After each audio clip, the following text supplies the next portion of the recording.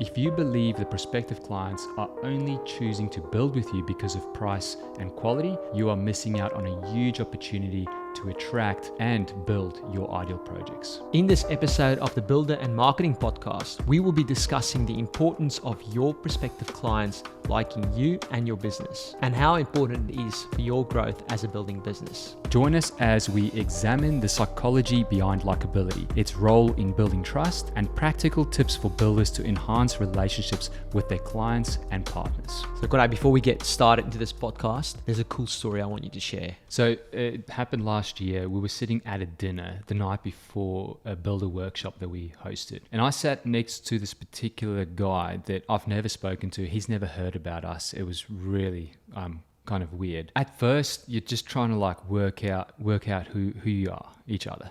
And you've got the small talk and all that kind of stuff. And there's not much trust at this point in time. And there's not much likability. No connection, really. Yeah, you pretend to like that person to start with, but it's all just small talk. Anyway, this relationship advanced really quickly. And the reason why is because we discovered some things about each other that we found common ground on, really, really quick. And now he's a client. And it's an amazing journey so far. But some of these commonality things were things like we both love mountain biking. We both have border collies. We both love Land Cruisers. He's got a 79 series ute, just all kitted out. He loves camping, Solomons, and this particular home that he finished building. I explained to him my perfect kind of dream home, and he pulled up his phone and he's like, "Is this what it's like?"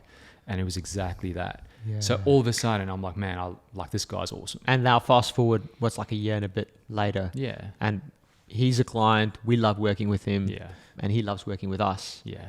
So if we look at that story there, there's a huge aspect or a huge sort of focus on the psychology of likability. Yeah. People do business with people they like.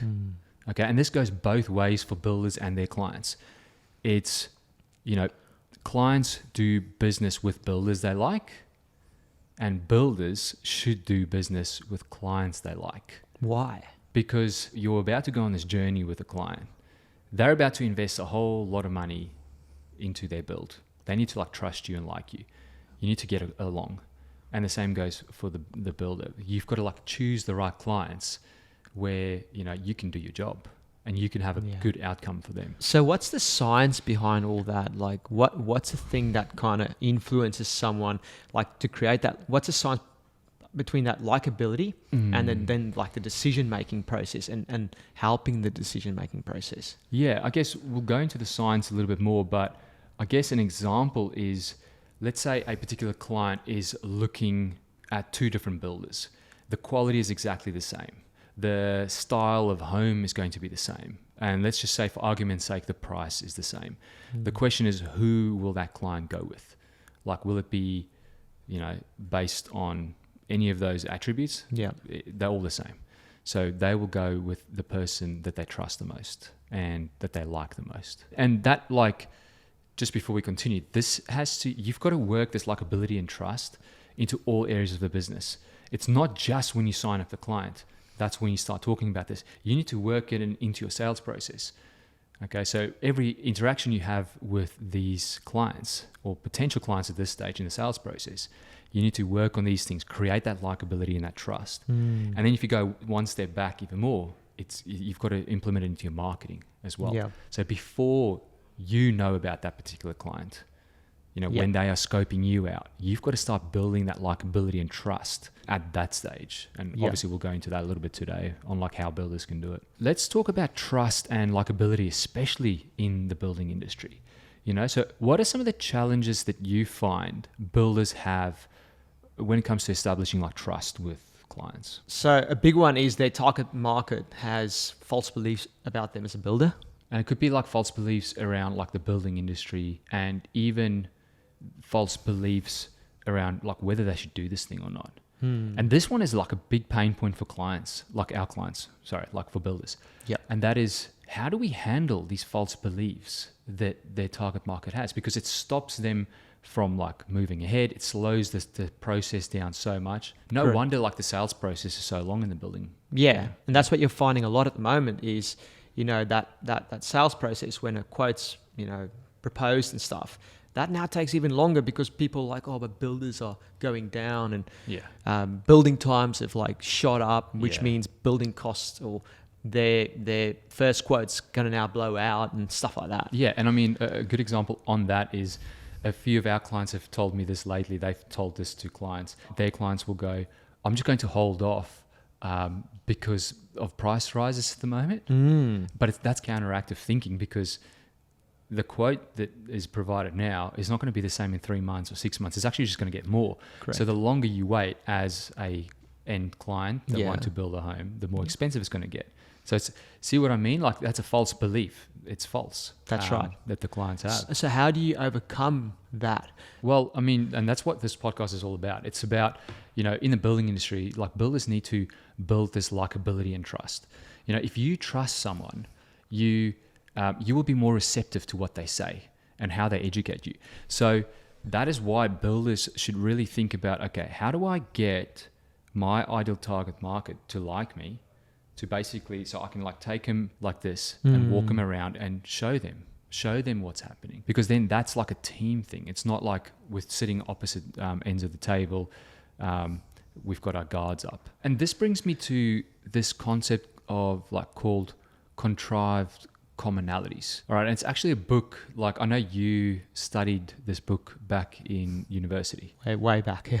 Influence. Yeah. By Robert Cialdini. Yeah, it's an amazing book. Yeah. Definitely something to read if you haven't yet. Yeah, highly suggested. Like, every builder, every business owner should read this book.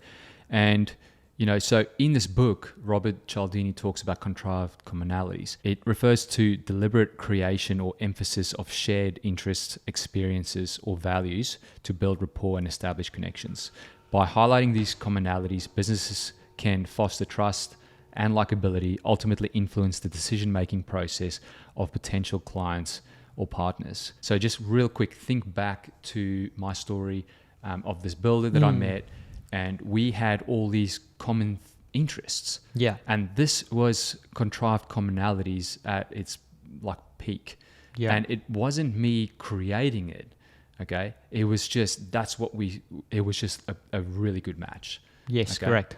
So, that's what contrived commonalities mean. And this is, I guess, the centerpiece of this podcast. This is what builders have to take away from this podcast. Yeah, this is huge, and this can like literally change your business. So, I mean, what are some ideas that you have, like how builders can use contrived commonalities? Yep. So that's good. So the first thing is like in their marketing, showing a human side.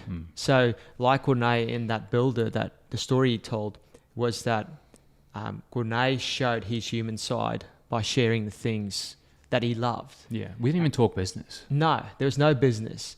And then that so quickly, there were so many almost like common ground, like they found common ground, that both of them trusted each other so much more, liked each other more, which meant they trusted each other more, which meant then when it came to business, it was like so much easier process for that to go ahead. And one way you can do this is definitely like through your marketing is storytelling. Yeah. Whether that's in person, whether that's meeting with prospective clients, whatever instance you get is being able to tell story. So if we stick to like the marketing side of like storytelling, like, how do you do that? Yeah. I mean, obviously that's what we do for clients, but like from your point of view, like how do you, especially because you look after the story team, how does the story team do this? So the biggest way is to understand who's the clients that you love building for, and then break it down and kind of go, what are the things that they love and that they relate to and that they associate to. So it can be hobbies. It can be things like, they enjoy family time or kids, the location, all this kind of stuff. And it can even be values in life, things that the way they believe in life. So what we do in that instance is to kind of get very specific on those things. And then when we tell the story, we bring those things to the surface. Yeah. And I mean, the way we bring that to the surface is, so on the one side, yes, we bullet point what are the things that the clients care about. And then like the builder, what are some of those things that they love? Yeah. So that it's real. That's right. It's not faking it. It's not creating a false perception.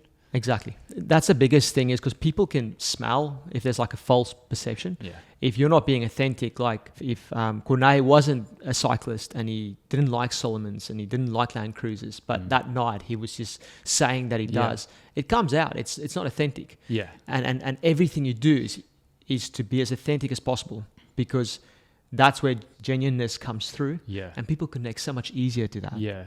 And I think like going back to like old school like selling, old school salespeople would do this kind of thing. And I think that's what the book influenced. Like if people read that part in that book, you might think of that. And that is, a salesperson will find out what is most important to the prospect. Yeah. Let's say family, let's say surfing. And the salesperson will literally say, yeah, I love family. And yeah, I actually went and, bought a surfboard the other day, or I went to these surfing spots or whatever. And that's false. Like if that's not true, then yeah, that's trickery and stuff. That's right. I think that's the old way of like selling as well. So it's not about being false. It's about like, being authentic. That's right, because you're not manipulating someone into something. That's wrong. Yeah. All you're doing is building common ground, things that you guys have common ground on. Yeah. So another way that builders can like create this likability is through their visuals. Now, I'm not necessarily saying showing their builds and the quality of the build and the construction site as they're progressing. No, it's literally showing those things that you value in life, those things that you like. So it's things part of your story. That's correct. So it's your story, but it's things that go in line with the clients that you want to build with. Yeah. So if you know they love surfing, if you know they love camping, you'll show that stuff. Yeah. And that's a good way to do, is through visuals that way. And I mean, numerous clients have told us this.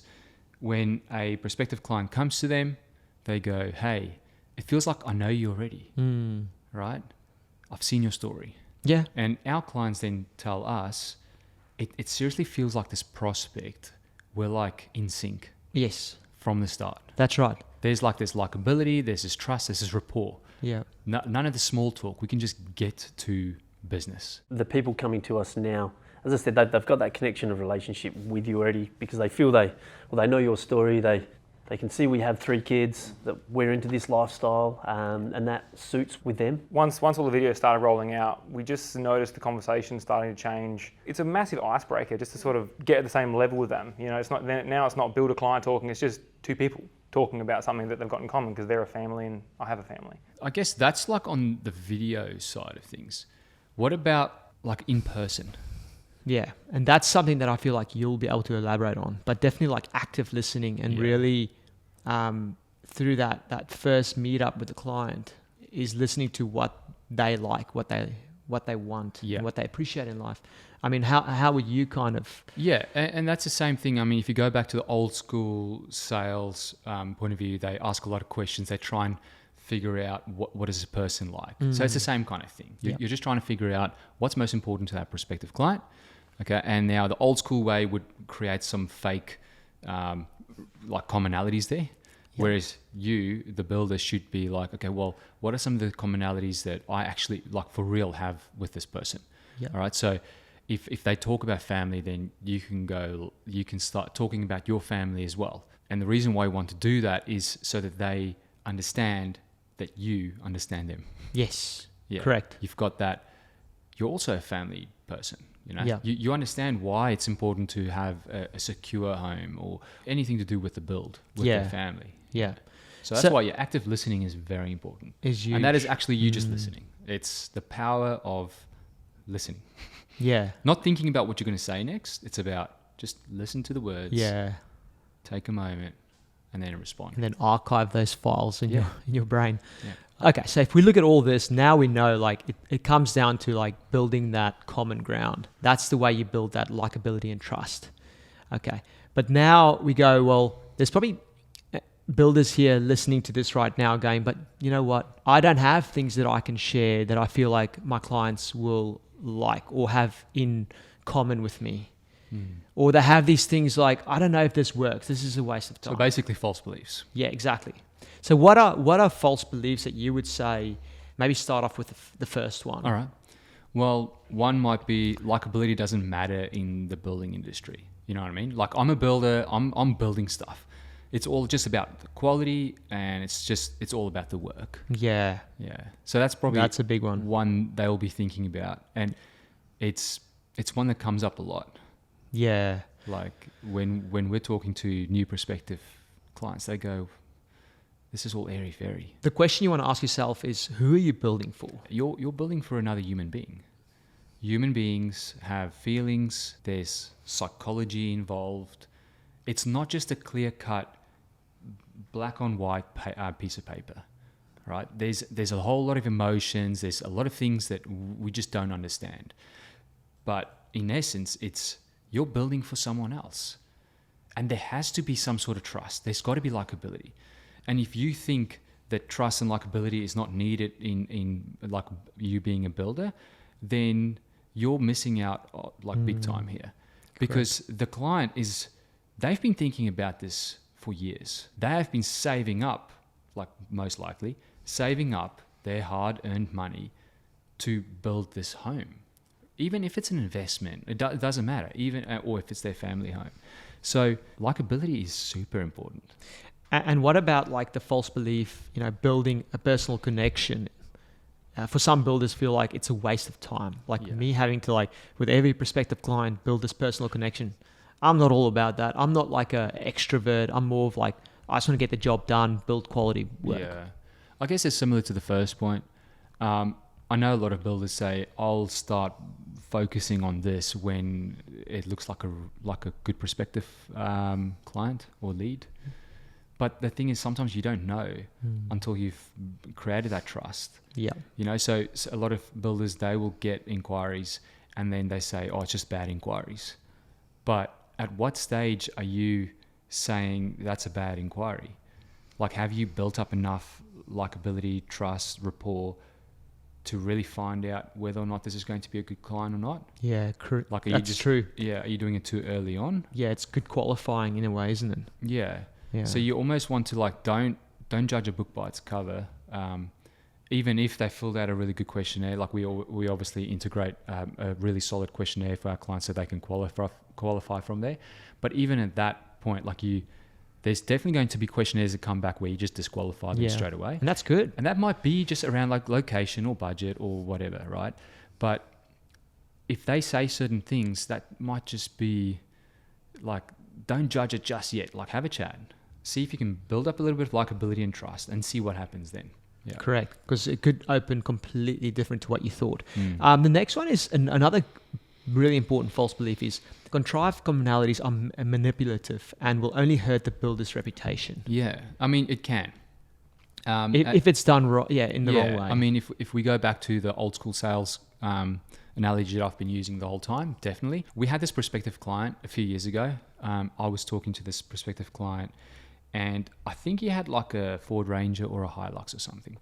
And he asked me the question, should I rent a Mercedes-Benz for the day? And then I immediately told him, I'm like, mate, no, you've got to be yourself. And I mean, this just makes sense. Like this is a great example right here.